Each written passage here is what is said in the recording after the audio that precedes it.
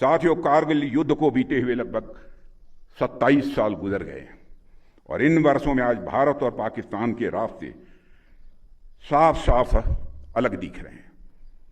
आज भारत इनोवेशन के रास्ते खोज रहा है तो पाकिस्तान इन्फिल्ट्रेशन के नए रास्ते खोज रहा है। भारत शिप डिजाइन कर रहा है तो पाकिस्तान टेरर डिजाइन में लगा हुआ है। भारत स्टार्टअप इकोसिस्टम खड़ा कर रहा है तो पाकिस्तान टेरर इकोसिस्टम खड़ा कर रहा है। भारत से भी कंडक्टर्स बना रहा है तो पाकिस्तान सुसाइड बॉम्बर्स तैयार कर रहा है। भारत स्पेस मिशंस के लिए जाना जा रहा है तो पाकिस्तान प्रॉक्सी मिशंस चला रहा है। भारत अंतरिक्ष में सैटेलाइट्स भेज रहा है तो पाकिस्तान आज भी आतंकवादियों को सीमाओं के पार भेजने में लगा हुआ है। भारत दुनिया को सॉफ्टवेयर दे रहा है तो पाकिस्तान दुनिया को स्लीपर सेल्स दे रहा है। भारत डाटा सेंटर्स बना रहा है तो पाकिस्तान रेडिकल सेंटर्स बना रहा है। भारत यूपीआई से दुनिया को जोड़ रहा है तो पाकिस्तान हवाला से आतंकवाद को जोड़ रहा है। यानी हमारे रास्ते अलग अलग हैं। ऐसे में अगर पाकिस्तान अपने घटिया मंसूबे लेकर हमारी समृद्धि, हमारी प्रॉस्पेरिटी के रास्ते में रोड़ा लेकर आता है तो उसे करारा जवाब देने के लिए हमारी बहादुर सेनाएं बराबर तैयार बैठी हैं।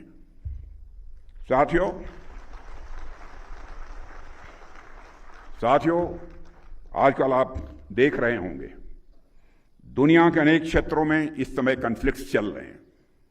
कई जगहों पर कई वर्षों से युद्ध चल रहा है। मिडिल ईस्ट और रशिया यूक्रेन में चल रहे कॉन्फ्लिक्ट भी वर्षों से चल रहे हैं। ऐसे लंबे संघर्ष केवल सेनाओं की ही नहीं बल्कि पूरे समाज और पूरे राष्ट्र की क्षमता, उसके धैर्य और उसके संकल्प की भी ये परीक्षा लेते हैं। आज भारत के पास एक कैपेबल और प्रोफेशनल आर्म फोर्स है जिन पर हमें नाज है और इसके साथ साथ हमारे पास विभिन्न रिजर्व फोर्सेस तथा अन्य सहयोगी व्यवस्थाएं भी हैं। लेकिन मेरा फिर भी मानना है कि राष्ट्रीय सुरक्षा केवल वर्दीधारी सैनिकों की जिम्मेदारी नहीं बनती है बल्कि 140 करोड़ से अधिक जो हमारे देशवासी हैं, इन देशवासियों का यह सामूहिक दायित्व है। प्रत्येक नागरिक के भीतर राष्ट्र प्रथम का भाव, अनुशासन और कर्तव्य निष्ठा सदैव जागृत रहनी चाहिए। मैं नहीं कह रहा कि हर नागरिक को सैनिक बनाना है, लेकिन हर नागरिक में सैनिक जैसी चेतना अवश्य ही हमको जगानी है और यह होनी भी चाहिए। यदि कभी राष्ट्र ऐसी परिस्थिति का सामना करे जहां देश को अपने नागरिकों के प्रत्यक्ष या अप्रत्यक्ष सहयोग की आवश्यकता हो तो प्रत्येक भारतीय मानसिक रूप से, नैतिक रूप से और जरूरी ट्रेनिंग के साथ साथ राष्ट्र की रक्षा के लिए आगे आने को सदैव तैयार है।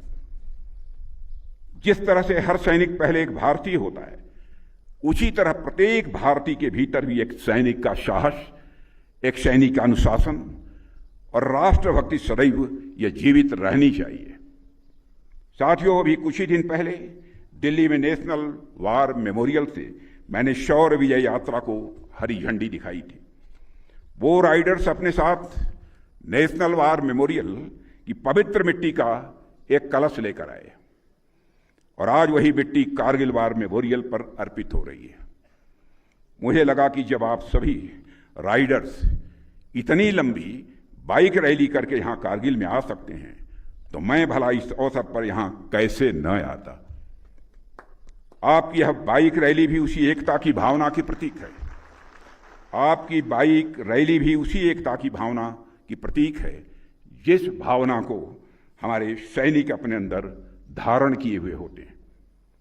साथियों, जैसा कि आप सब जानते हैं, हम जब 2047 तक विकसित भारत के निर्माण की ओर अग्रसर हैं, यह संकल्प सिर्फ इकोनॉमिक प्रॉस्पेरिटी का नहीं है बल्कि यह स्ट्रेटेजिक पावर, कल्चरल प्राइड और सोशल हार्मनी का भी एक संकल्प है। और यह संकल्प तभी सिद्ध होगा जब राष्ट्र निर्माण के हर क्षेत्र में हम सब कारगिल के शहीदों जैसी निष्ठा और कर्तव्य परायणता का परिचय देंगे। साथियों, हमारी सरकार हमारे प्रधानमंत्री श्री नरेंद्र मोदी जी के नेतृत्व में राष्ट्र की सुरक्षा को सर्वोच्च प्राथमिकता दे रही है। कारगिल युद्ध ने हमें सिखाया था कि हमें अपनी सीमाओं पर हर मौसम में, हर परिस्थिति में हमेशा सजग रहना होगा, और इसलिए हमने न केवल अपनी सीमाओं पर बुनियादी ढांचे को ही मजबूत किया है, बल्कि अपनी सैन्य ताकत को भी समय के अनुसार जितना आधुनिकतम बना सकते थे बनाया है, और इसे और आधुनिकतम बनाने का सिलसिला आगे भी ये जारी रहेगा। चाहे वह श्रद्धेय अटल बिहारी जी वाजपेयी के समय शुरू की गई स्ट्रेटेजिक रोड प्रोजेक्ट्स की बात हो, या आज सीमाओं पर बन रहे टनल्स और ब्रिजेज की, हमने हर वो काम किया है जो हमारे जवानों की ऑपरेशनल इफिशिएंसी को वो बढ़ा रहा है। आज हम न केवल जमीन पर बल्कि स्पेस और साइबर डोमेन में भी उतने ही सक्षम हैं। आत्मनिर्भर भारत के तहत साथियों, हम रक्षा उत्पादन में आत्मनिर्भरता की ओर तेजी से आगे बढ़ रहे हैं। साथियों, चूंकि मैं कारगिल में हूं, तो मुझे इसी संदर्भ में परमवीर चक्र विजेता लेफ्टिनेंट मनोज कुमार पांडे की पंक्तियां याद आ रही हैं। उन्होंने एक बार कहा था, अगर मौत मेरे पूरे कर्तव्य को पूरा करने से पहले आ गई तो मैं कसम खाता हूं कि मैं मौत को ही मार दूंगा। यह वाक्य अपने आप में यह दिखाता है कि हमारे सैनिक अपने कर्तव्य के सामने मौत को भी कुछ नहीं समझते। इसी तरह कैप्टन विक्रम बत्रा ने भी कहा था, तिरंगा लहरा कर आऊंगा या उसमें लिपट कर आऊंगा, पर आऊंगा जरूर आऊंगा। साथियों, लोग मुसीबतों से बचते हैं, परेशानियों से लोग भागते हैं, किसी भी खतरे से जल्द बाहर निकलना चाहते हैं, लेकिन कैप्टन विक्रम बत्रा ने एक चोटी पर कब्जा करने के बाद कहा था, ये दिल मांगे मोर, यानी रुक कर बैठ जाना हमारे जवानों की यह फितरत नहीं है। सारी दुनिया को यह समझ लेना चाहिए, हमारे पड़ोसी को भी समझ लेना चाहिए। और आज यही भावना हमारी रक्षा नीति में भी पूरी तरह से स्पष्ट रूप से दिखती है। जब हमारी सरकार बनी थी तो भारत 65 से लेकर 70% डिफेंस इक्विपमेंट इंपोर्ट करता था, लेकिन आज इसके ठीक विपरीत हम 65% डिफेंस इक्विपमेंट भारत में ही मैन्युफैक्चर कर रहे हैं। लेकिन साथियों, देश का रक्षा मंत्री होने के नाते मैं आप सबको आश्वस्त करना चाहता हूं, और प्रधानमंत्री जी का जैसा हमारा संकल्प है उस आधार पर भी आश्वस्त करना चाहता हूं, लेकिन हम यहीं रुकेंगे नहीं। आज हमारे सैनिकों के पास indigenously developed air defence control system Akashteer है। हमने नेक्स्ट जनरेशन आकाश मिसाइल बना ली है। हमारे पास Pinaka multi barrel rocket launcher है। Air to air missile Astra है। प्रचंड और ध्रुव जैसी स्वदेशी हेलीकॉप्टर हैं। तेजस लड़ाकू विमान है। अर्जुन टैंक है और आधुनिक ड्रोन तथा काउंटर ड्रोन सिस्टम है। भारत का पहला स्वदेशी एयरक्राफ्ट कैरियर INS विक्रांत भी भारतीय नौसेना में शामिल हो गया है। लेकिन अभी भी ये दिल मांगे मोर। हम इतने पर नहीं रुकेंगे। आगे भी हम भारत में ही अधिक modern weapons, next generation fighter aircraft, submarines और मिसाइल्स बनाने के लिए कार्य करते रहेंगे। लेकिन साथियों, सिर्फ सरकार के प्रयास से ही यह पर्याप्त नहीं है। राष्ट्र की सुरक्षा सिर्फ सीमाओं पर तैनात जवानों का काम नहीं है, यह हर नागरिक का कर्तव्य है।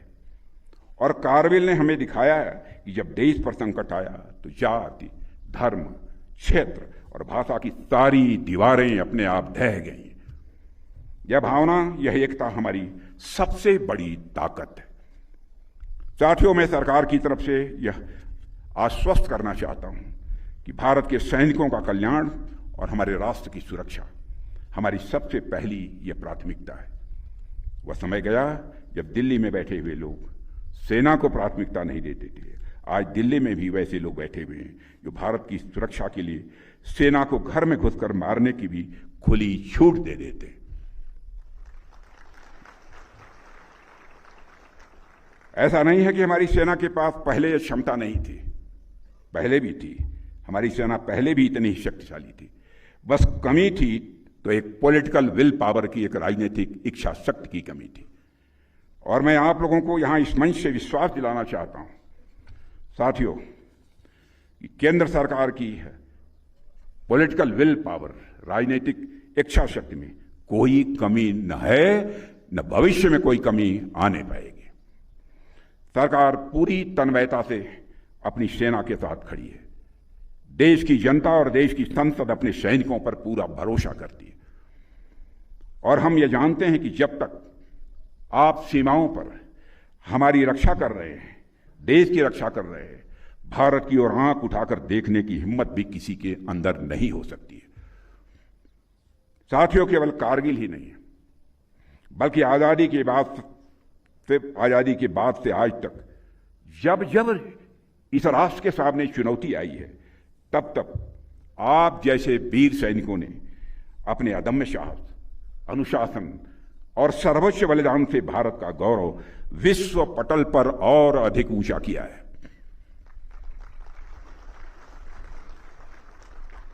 और मुझे पूरा विश्वास है कि आप सभी आगे भी इसी समर्पण, निष्ठा और पराक्रम के साथ मातृभूमि की सीमाओं की रक्षा करते रहेंगे। यह देश सदैव आपका ऋणी रहेगा।